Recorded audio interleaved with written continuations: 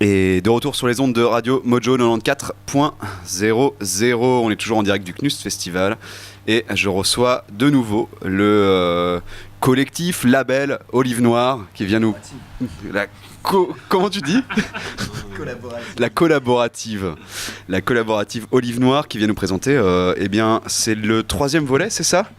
De cette merveilleuse histoire de kangourou avec des jambes d'humain qui voyage et qui doit aller vers cette étrange matière noire qui flotte. Enfin, en tout cas, c'est un peu là, on en était là la semaine dernière.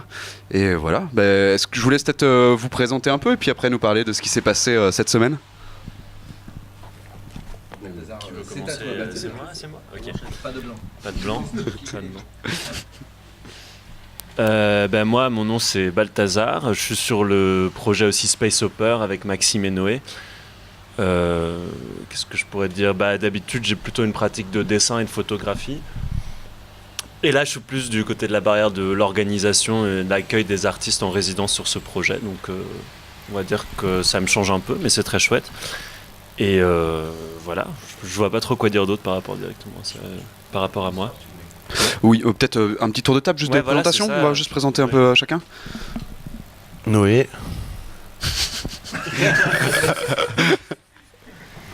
Adrien de Giovanni, donc je suis l'artiste invité pour ce 3e chapitre et ça se passe donc en ce moment. On a terminé parce que j'ai été accompagné d'un notre intervenant Étienne Kazakvirs qui n'est plus pas présent tout de suite et qui a travaillé avec moi sur la fin de notre intervention pour cette petite semaine de résidence au Knust. Ok, super. Et bien du coup, est-ce que je sais pas qui veut un peu nous présenter ce qui s'est passé cette semaine et puis faire un petit retour un peu sur le projet ? Eh bien bonjour, moi c'est Maxime, je ne m'étais pas encore présenté. On me tend le micro pour que je raconte tout ça. Ce qui s'est passé cette semaine, dans l'histoire, de manière simplement narrative. Alors du coup oui, il y avait une trace dans le ciel, une tache dans le ciel qu'il fallait atteindre. Potentiellement il y avait la solution de ce grand problème d'épidémie, tous ces kangourous qui se transforment en humains. Donc le vieux sage, en donnant son ballon sauteur à ce kangourou avec des jambes, lui avait dit va vers cette tache, potentiellement tu trouveras une solution à tout ce merdier. Du coup là on est dans la tâche. On rencontre cette personne. Et en fait on s'aperçoit que c'était le méchant. Voilà. Du coup c'est terrible. C'est the plot twist. Et voilà. Et du coup après on fuit. Voilà. Donc qu'est-ce qui s'est passé après dans la pratique de notre cher Adrien De Giovanni et de Étienne, nom de famille imprononçable pour moi. Adrien il va le dire tout de suite en prenant le micro à la bonnette jaune. Qui est là ? Voilà. Qu'est-ce qui s'est passé ? Donc oui, on est passé à travers le vortex. Le héros s'est servi d'un objet magique, le Space Hopper, qui lui a permis donc de s'envoler, de traverser ce trou noir et d'arriver fatalement dans un univers parallèle, différent du sien, en catastrophe. Parce que passer un vortex ce n'est pas toujours évident, mais il a réussi, il en est sorti vivant et à partir de là il a dû un peu réorganiser la conception non c'est pas ça en vrai, du monde dans lequel il est arrivé. Donc en fait pendant une semaine, l'appréhension du monde, ouais. Pendant une semaine donc j'ai pu découvrir ce que les artistes intervenants avant moi ont élaboré, ont mis en procédé que j'ai dû donc prendre en cours de chemin. Et à partir de là, il m'a fallu figurer un peu des éléments narratifs, des clés comme ça pour que les objets posés, entreposés, fabriqués ou détruits, présentés au premier étage du Knust, viennent théâtraliser, scénographier le chapitre en question.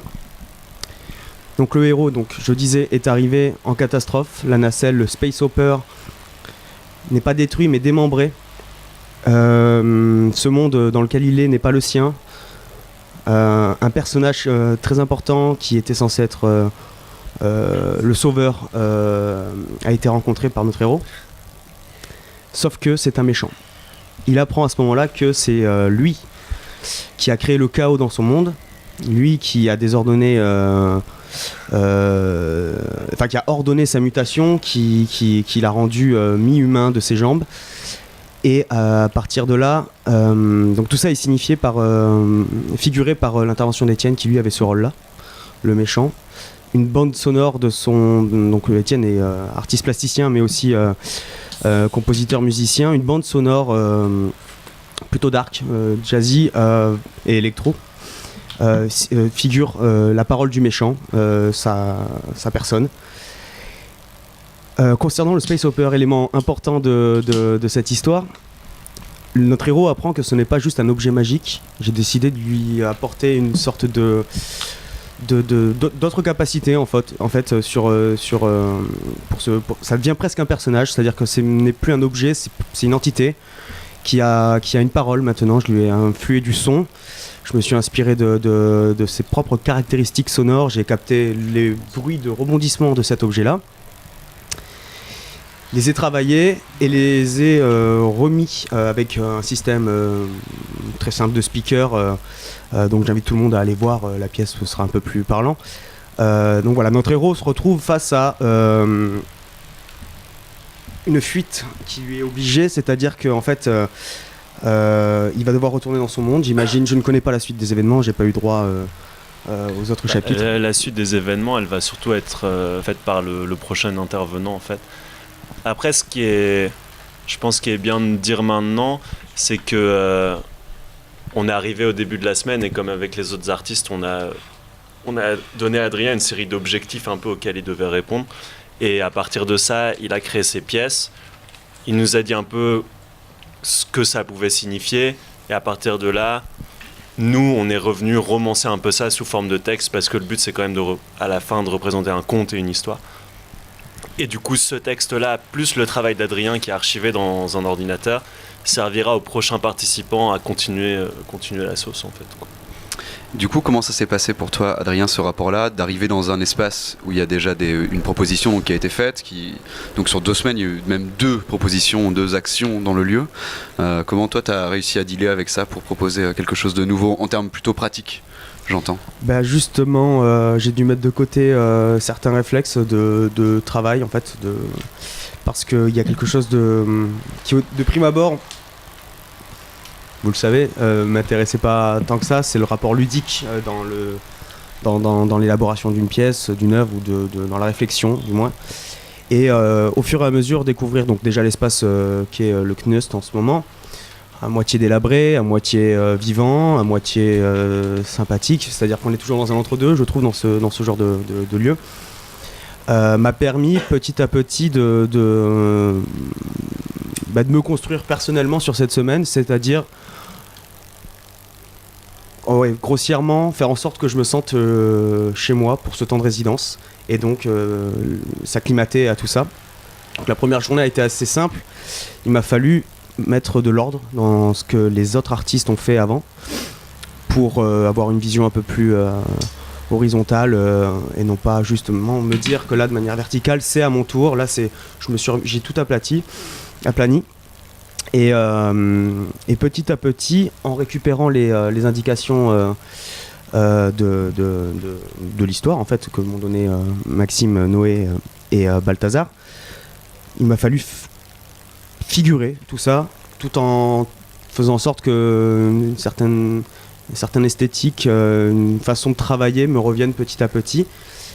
Donc ça a été assez curieux, je trouve, cette semaine. Je sais pas trop comment dire, parce qu'en fait, je parlais tout à l'heure de ça, c'est qu'en fait, il y a une sorte de frustration d'arriver à mi-chemin, donc de ne pas avoir pu diriger ce petit bateau jusqu'à maintenant, et maintenant une réelle frustration de devoir terminer, de partir et de devoir surtout laisser un laisser pour compte comme ça, on va dire, de mon travail, enfin de mon intervention.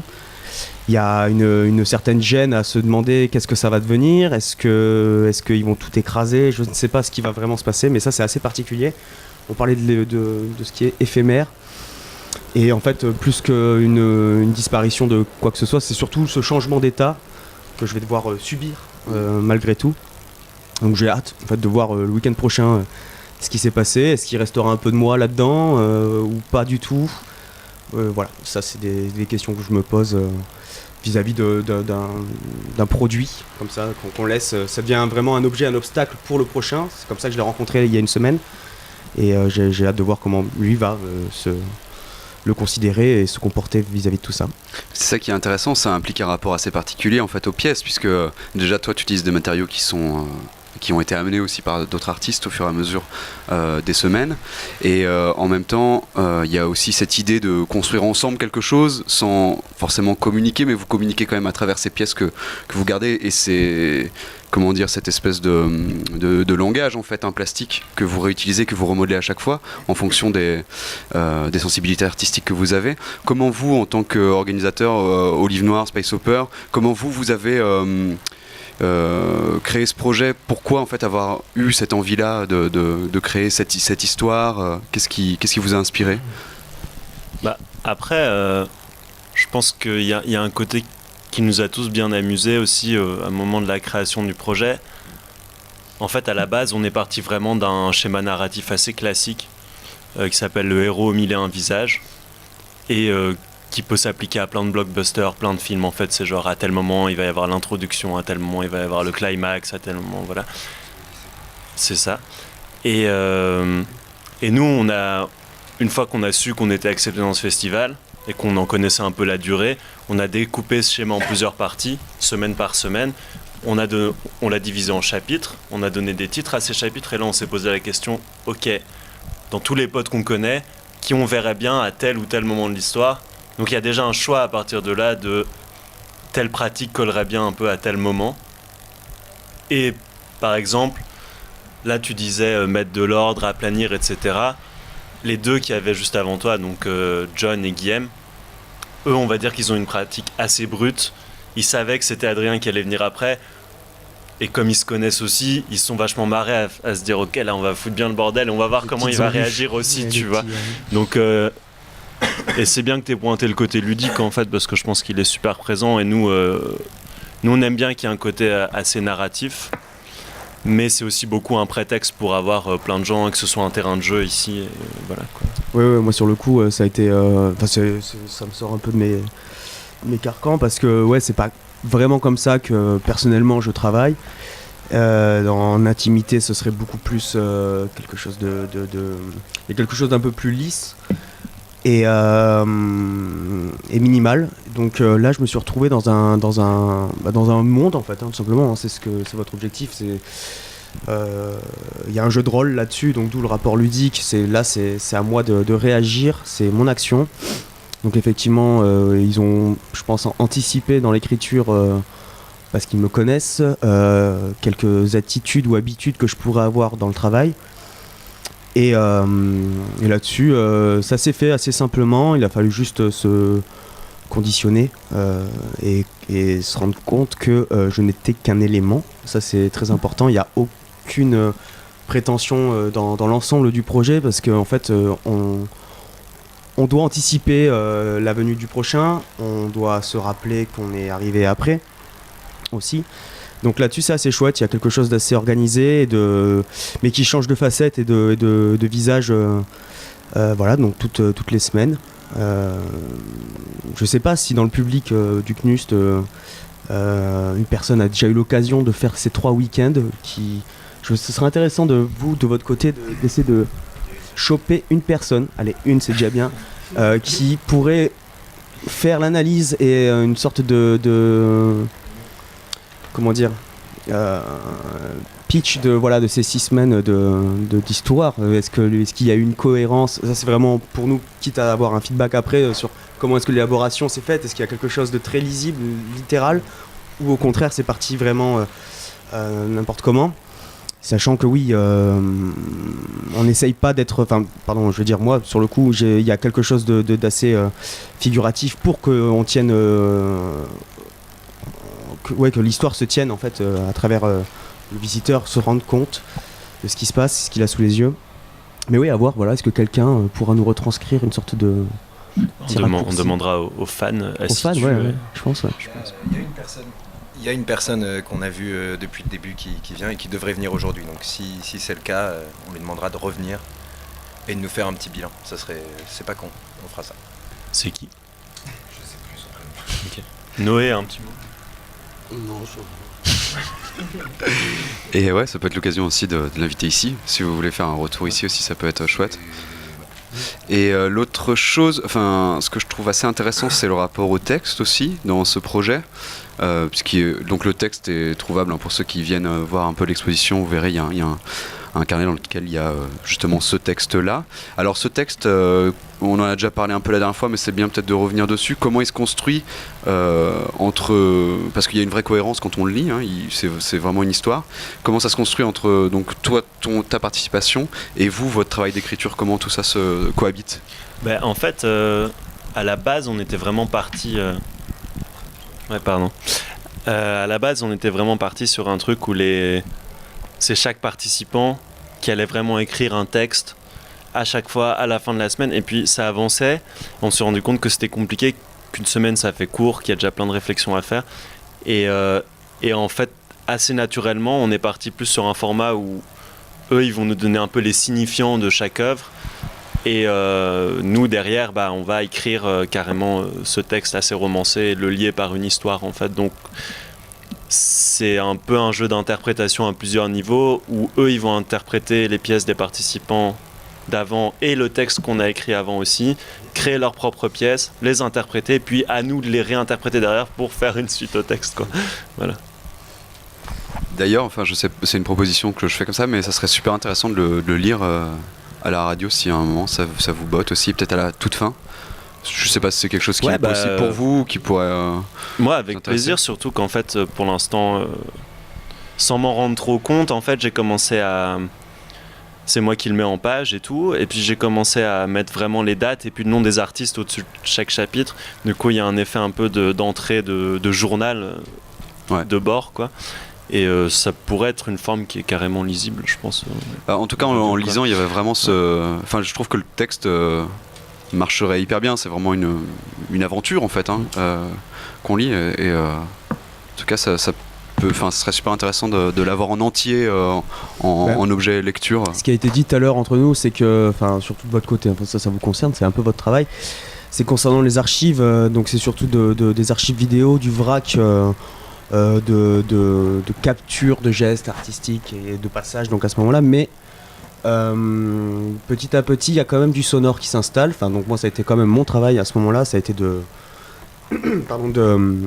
d'amener ça dans mes petites préoccupations habituelles, et je pense que oui, pour s'amuser clairement sur la lecture de cette histoire dans 3 semaines, 4, je sais plus, 3 semaines, 4 la fin, 2 semaines, ah ok, rapidos.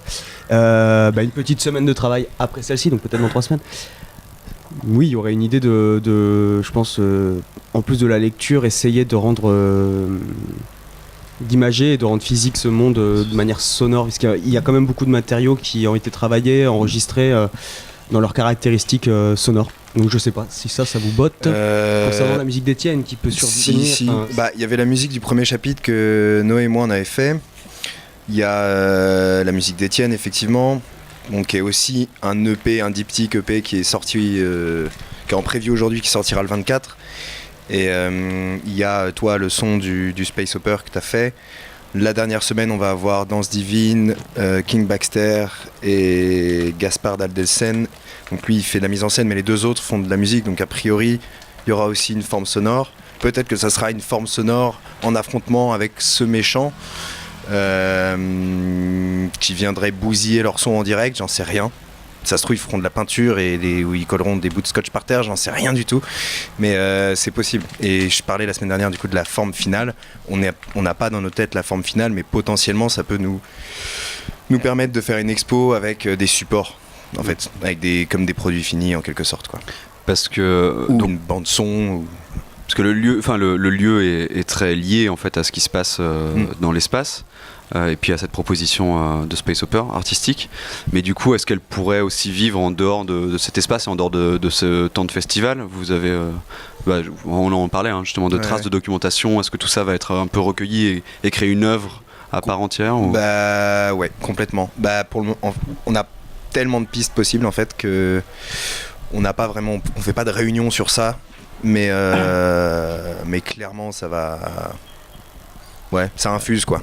Ouais, c'est ça. Nous, comme l'histoire n'est pas terminée, on est incapable de savoir quelle forme ça va prendre, mais on va avoir tellement de matière. En fait, on sait même pas encore ce qu'on va faire des pièces qui ont été créées pour l'instant. Au moment du démontage, ça va être un peu une grosse question. Acheter un garage. Un bûcher, je sais. Ou un bûcher, voilà. ouais. Mais non, mais il y a clairement moyen de faire quelque... Enfin, je pense que ce serait bête que cette matière disparaisse, parce qu'au début, quand on a commencé à parler de toute cette histoire-là, je pense qu'on avait limite en tête de faire des supports directement sur place et d'avoir des CD, des bouquins, machin. Puis on s'est rendu compte, ok, mais en fait, il y a juste une limite pratique de temps où c'est pas possible de créer une édition en même temps qu'elle se fait, par exemple. Et du coup, en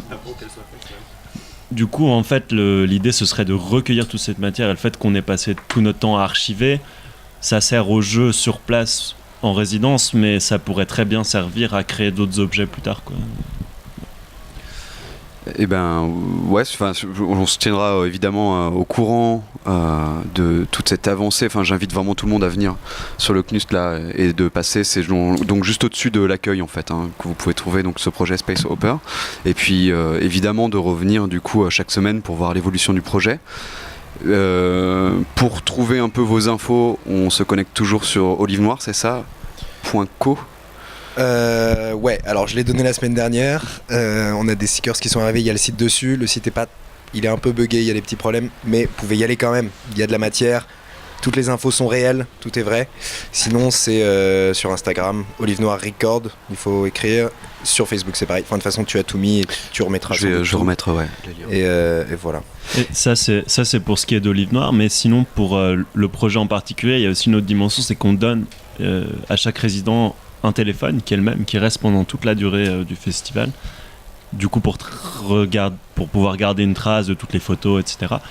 Et on leur donne aussi un compte Instagram en fait où ils publient des choses régulièrement, où les gens peuvent suivre. Donc le compte Instagram c'est Space is the way. Non, Space Opera is the way. Space Opera is the way.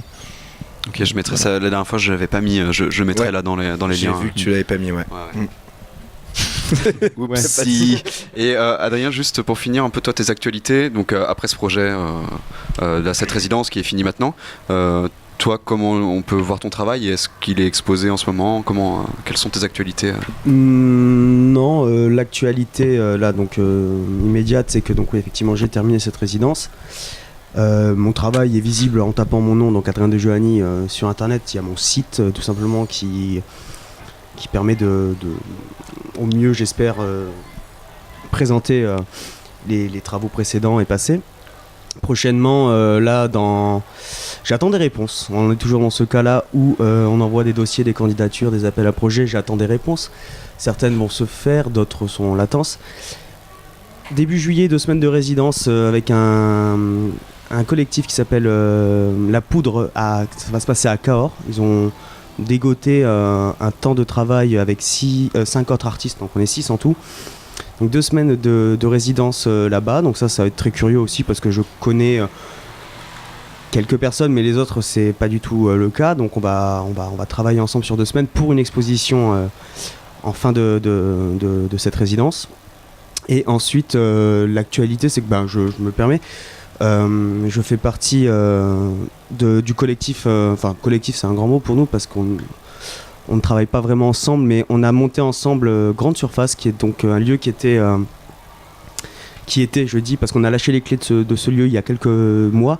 C'était une sorte d'artist run space. On a décidé de mutualiser quelques centaines d'euros par-ci par-là pour pouvoir louer un espace et présenter sur une année d'autres artistes. Donc le travail, la casquette sur le coup était d'être curateur, assistant, gérant d'un espace. Ça s'est très bien passé, on est très content de l'expérience.